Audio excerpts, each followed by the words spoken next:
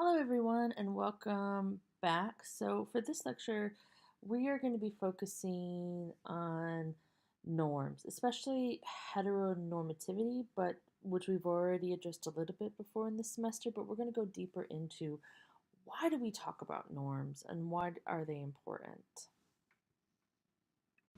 Now, I think many of you are familiar with norms. I mean, especially for those of you who have taken women's studies classes before, you have had to talk a lot about norms.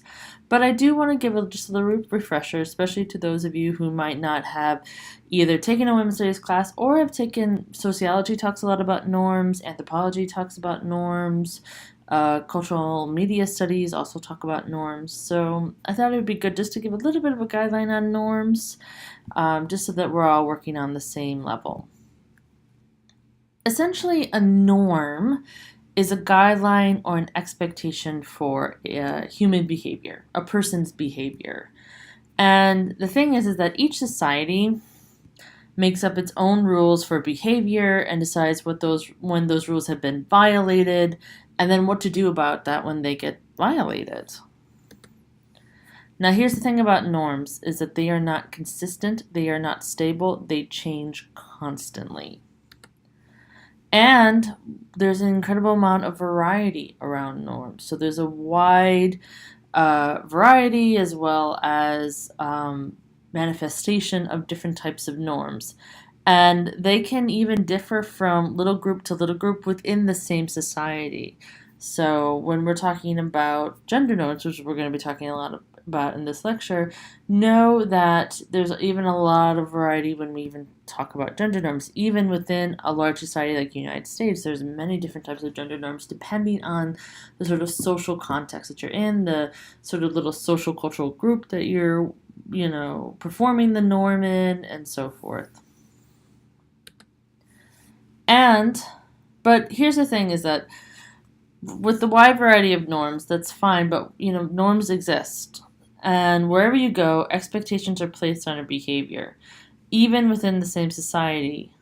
So a norm can change from place to place, space to space, setting to setting, but be sure that there will be a norm. That is the only thing that's actually consistent about norms, is that they are always present. So gender roles basically a gender role is a social role in which it's a set of expectations associated with the perception of masculinity and femininity, male, female. Although a gender role is one of a number of other social roles, because there's many other roles besides gender, it often leads to the idea that gender roles are natural, that men behave this way because they are men, and therefore they need to behave this way, are expected to behave this way, and are very much disciplined if they do not behave in certain ways, because we have assumed that these gender norms or these gender roles are natural and happen naturally. So therefore you are either unnatural or deviant or ill because you do not perform this role correctly. Gender norms come out of gender roles in the sense of like the prescription of these. So they are then the ideas of how the norm, like what is seen as normal to behave. And norms are a way of regulating, right? When we all assume like, well, that's how you're supposed to behave, therefore you should behave that way, and we will punish you in many direct and indirect ways, well, then people are very much therefore encouraged to perform, to act a certain way. And it happens both formally and informally. So one way that it happens very informally, and something that particularly for those of the women's studies students know quite well, is through popular culture, such as media, advertisements. There's hundreds of ads and examples, right, that reinforce a norm, right? That even in women that are shown in powerful positions, like the the big ad in the middle, which is celebrating Happy Women's Day, which, oh God, they are reinforcing norms. One, like, look like a girl. So what does that mean? It means like typically feminine and whatever the context of that is, depending on the culture and so forth. But to have long hair, wear makeup, put on jewelry, have a certain body type, act like a lady, which again is heavily influenced by society of what it's to be ladylike versus not ladylike.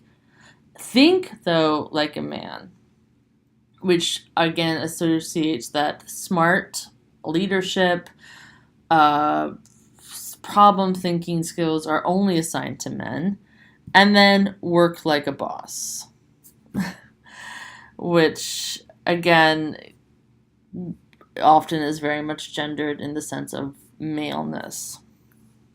Now, these are examples of the way that gender norms are very indirectly, but also have real direct impact on the way that we see our roles assigned to each other.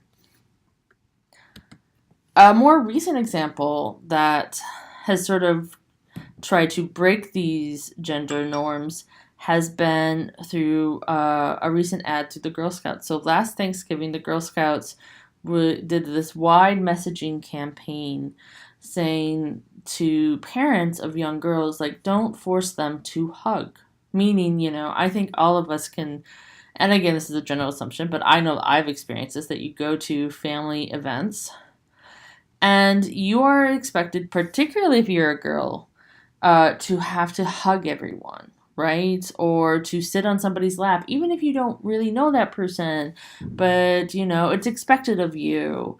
And to smile, to be shown, to be allowed for people to touch you when maybe you don't want to be touched.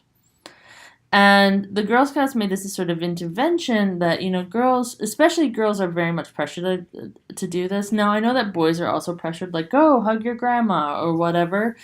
But there is a little bit more leeway, particularly even when boys get older. There's less pressure on them to have to engage in physical touch and affection. And, boys will be boys. And in fact, sometimes they're denied physical touch and affection. But girls are very much, and studies have shown this in parenting and childhood studies, are still forced to have to, whether they want it or not, accept physical contact from somebody.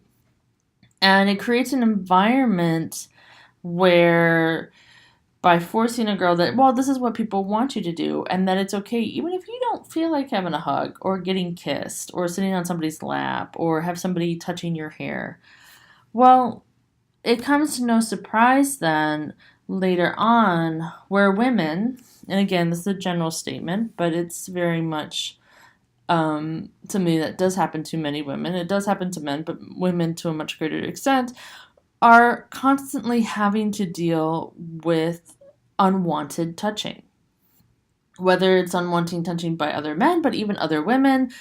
And if you refuse it, refuse the hug, or refuse the handshake, or refuse somebody like touching your hair or whatever, whether that's, your coworkers, to also just instances in public, on the bus or whatever.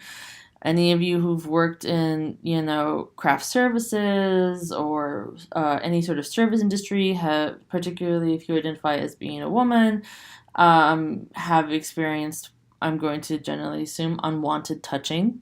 Even in ones that the person who's not touching you might not necessarily think of it as a sexual nature, but still, touching somebody without their consent. And therefore creates a sort of environment where women are not only expected to be able to be touched, to be fondled, to be groped, but should not complain about it, should not sort of claim their own bodily integrity and bodily space. So what I actually highly commend the Girl Scouts for trying to challenge a norm that starts very young, and it seems very innocent, right? We should hug our grandparents, right? Like, there's nothing wrong with that. And the grandparents want to hug you because they love you, right? But when you sort of put that pressure on there, it sends a message too. that you're supposed to be like this. There's other examples like this as well. Women are often pressured to be pleasant, right? To smile. I don't know how many of you, but I can talk about my experiences as a woman having strangers, both men and women, but a lot of times men saying like, "You should smile more. You have a lovely smile." you know, or the term resting bitch face, which I'm sure many of us in this class are familiar with, where it's like, I don't have a resting bitch face. I'm just not smiling because I don't have to smile, like, it's not necessarily something that I want to do right now. It doesn't mean that I'm upset or angry. I don't need to smile all the time. But there's incredible amounts of pressures for women to perform a certain way, right? To not only be touched, but to be smiling, to be, cheerful, when I just want to go to the grocery store, right? And get my things and leave, etc. So getting on from these examples that I'm talking about, it's the reason why feminists and as well queers focus on gender norms is because the power that gender norms have on society. So again, social norms are a part of the way in which gender power inequalities are maintained, right? Just for something as simple as that little girls are expected to be hugged and not complain and to always be, that leads into that women are allowed to be touched without consent, that women are open to touching. When in reality, first of all, that sort of expectation is not put onto men, but also it creates a hierarchy on not only how women's bodies are valued and protected, but also how women's consent is devalued and so forth. And it creates a hierarchy of power. And therefore, norms aren't just, simple things that we can complain about. They're more than that because they really go to the heart of power inequalities. And by looking at power inequalities, we can really understand not only how they exist, but work in ways to challenge these norms.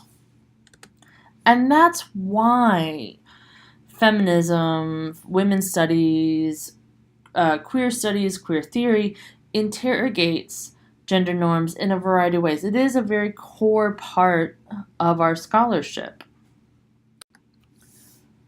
So, talking about gender norms a little bit more, and media is a really great way to explore it because it's just so obtuse.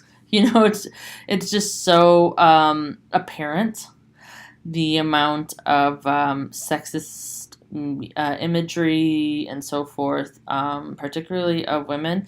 If you Google, sexualization in advertisements, you will get hundreds and hundreds of ads like these, right? And for those of you, again, who are women's studies students or have taken a class looking at media studies and gender, these examples are you're very familiar with, right? But here's the thing, is that they're not only sharing these gender norms which hypersexualize women, they also sort of create a story around sex itself. Because the truth is that if sex sold, because that's, the excuse for why media advertisers like show half-naked women, or not even the full parts of a woman, like they just show a boob or a leg, basically cutting off women's body parts to advertise something that's not usually even related to a woman. Like a lot of times it's there to sell male products, like the Tom Ford cologne, as you can see in that ad right there. But okay, so sex sells. So that's how media advertisers, their whole point is to make a lot of money. But if sex actually sold as much as they said, well, most, women make up the dominant, and growing more and more consumers. And if we wanted to sort of assume that most women are heterosexual, which we will also talk about how that may be not necessarily the case, and that, women are sexual beings, why wouldn't we then see half-naked men everywhere in advertising. And I'm going to tell you that when you Google, again, this is like a side project that you can do, but when you sort of Google sexualization of men in advertising, you get some very different results. One is that more often than not, male body parts are not sort of cut apart, so you don't see just like a leg or a chest or whatever. Like, you usually see the full person. Oftentimes, that person is staring directly at the camera, and oftentimes are not, in a very relaxed position, but are standing or looking, authoritative. And then the poses where they are sort of showing themselves in very more submissive positions, that's the whole point of the ad, and it's kind of meant to make it funny, to make it eye-catching, such as the Old Spice guy, who, every time that I talk about sexualization and the hypersexualization of women, I always have one student, raise their hand and say, well, what about the Old Spice guy? Right? Like, he's hypersexualized, and I'm like, but the thing is that that's the whole point, is that it's funny. Those ads are funny because we're doing something to a man that happens to women pretty much all the time. And we find that funny when it happens to a man. So in reality, what we're laughing at is the change in power. And that really these advertisements, even ones that are supposed to be marketing towards men, are really selling the idea of a dominant male identity, but then a female identity being only about a sexual object. Men are subjects, whereas women are objects.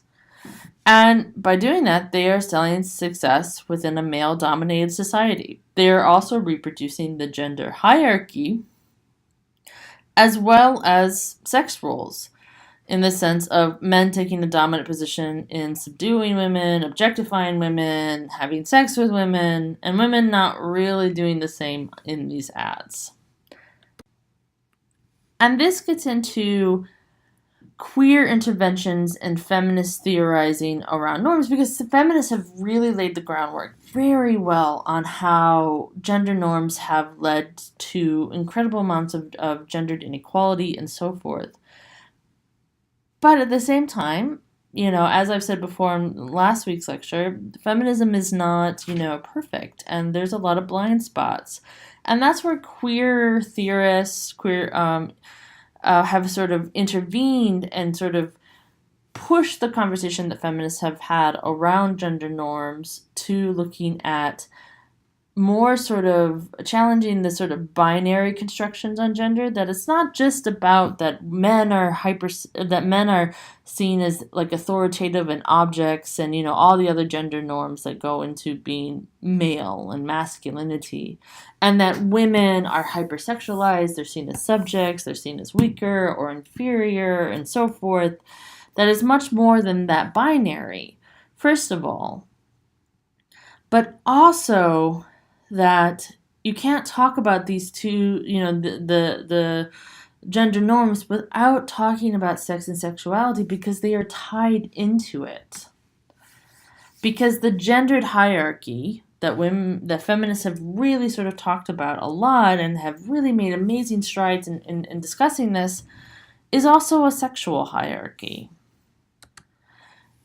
in which heterosexuality particularly is seen as the norm and is used to oppress other sex or sexual orientations or sexual expressions and desires or sexual acts as being either deviant or not what you should be doing, dangerous, or abnormal. Okay, so a great example of what I'm talking about is Barbie. Now, Barbie makes herself such an easy target, right? All that pink, all that tulle. I mean, it's too much. But okay, all joking aside, Barbie through the years has been rightfully so critiqued by feminist scholars, activists, and so forth around not only reinforcing unrealistic norms onto women, but also very dangerous norms. Like one argument that has been brought forward a lot about Barbie is her unrealistic body, right?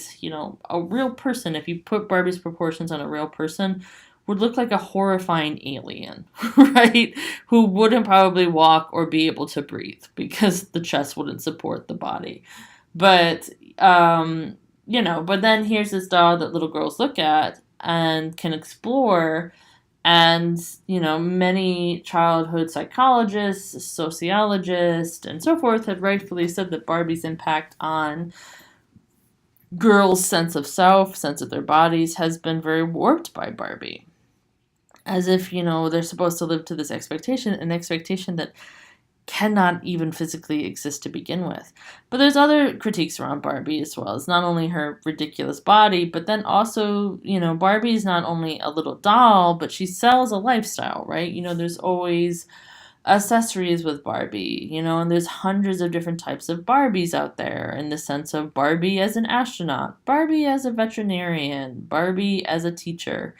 And for a long time, a lot of these jobs were very limiting and more focused on Barbie being very pretty in those jobs than the actual sort of realistic representation of those jobs. Like one example is I remember when I was a kid, there was Astronaut Barbie, where she was wearing a very form-fitting astronaut like spandex suit, all hot pink, right? Because that's how you do it. With a little helmet. And that was about it. There was no, textbooks on, I don't know, nuclear physics and, I don't know, like things that she would need maybe to be an astronaut. Maybe. All of those sort of things, right? And so much of what was being sold to girls was the idea of that your value is in your beauty. So little girls spend hours primping and dressing and posing Barbie without actually, Barbie studying for her graduate exams. Now Barbie working as an intern and working her way up to the company. Like that doesn't really happen, right? And the stories that have been sold with Barbie don't really give way to that. Now, of course, there has been a lot of change with Barbie, and I think because Barbie is just such a really painful target that's why these changes have occurred. And the makers of Barbie, Mattel, have responded in the sense of not only the criticisms around Barbie's body shapes, right? So there's like all new shapes for Barbies where you have just different body sizes and proportions, but also racial representation. Barbie always just had one sidekick who might be brown. And then, of course, Barbie did have the black Barbie, which was just basically Barbie with a darker skin tone. But now there's also different facial shapes as well. And that's really an effort by Mattel to bring in more diversity into the Barbie, to maybe change the image of the Barbie, make it more in line with the needs and desires of the 21st century. And, Barbie and Mattel has really worked hard on creating, a whole new storyline around women leaders in the sense of creating these new dolls around important historical figures and so forth. So there has been a lot of change with Barbie. And a lot of that is due to the consistent effort by feminists and women's studies scholars who have critiqued it for years, right? And finally, Mattel's kind of coming around. But one critique that doesn't really make the news as much is that Barbie not only sells these certain gender norms, right? Her unrealistic body, so that's how a woman's body should be, to, her job, if she has a job, it's always sort of inconsequential to Barbie. Her storyline doesn't really necessarily need to have a job. But the other thing that she sells is heterosexuality. So Barbie always has her boyfriend, Ken. And it's marketed that. Like, pretty much everybody knows that Ken is Barbie's boyfriend. And in that, if you go down any toy aisle today, you will always find a wedding Barbie and Ken. Like, you might not find all the different Kens, and there's not that much variety in regards to Ken, much less than what there is now for Barbie, but you will at least find a wedding Ken, right? And now I know one of the natures of Ken is that he's always Barbie's sidekick. Like, he is, like many other things, an accessory to Barbie. But at the same time, always it's about marriage in their relationship, that they are boyfriend and girlfriend, they will get married or assume to be getting married, and then they have children. It creates a storyline, right? That this is what's normal, right? Barbie has a boyfriend named Ken, they get married, because of course Barbie wasn't having sex outside of marriage, and neither was Ken, and then they get married, and then they have children. And it creates another sort of norm, right? It sort of reinforces another norm, that heterosexuality is the ultimate goal. Not only heterosexuality, but a certain sort of form, a monogamous marriage, sex only inside that marriage, and that children should come out of that marriage. All of this then creates a hierarchy in the sense of not only does that Barbie not only reinforces these feminine roles, but also these sexual roles, and they go hand in hand. You can't really separate the hypersexualization of Barbie, which she is very hypersexualized, especially older versions of Barbie, without also the way that she reinforces heterosexuality and a particular form of heterosexuality, which is very much about monogamy, and that you only get married so that you can have a baby and so forth. And this will lead us on into our next class discussion, which is going to be talking about the links between sexism to heterosexism. Again, this idea that's based very much on heteronormativity, the idea that heterosexuality, a particular form of heterosexuality, is the norm, and anything outside of that is wrong, but also leads to cissexism and the idea of cisnormativity, that being cisgendered is the norm. So we're also going to be talking about in the next lecture around gender normativity and how that leads to heteronormativity, so continuing the conversations, but also how gender normativity leads to cisnormativity.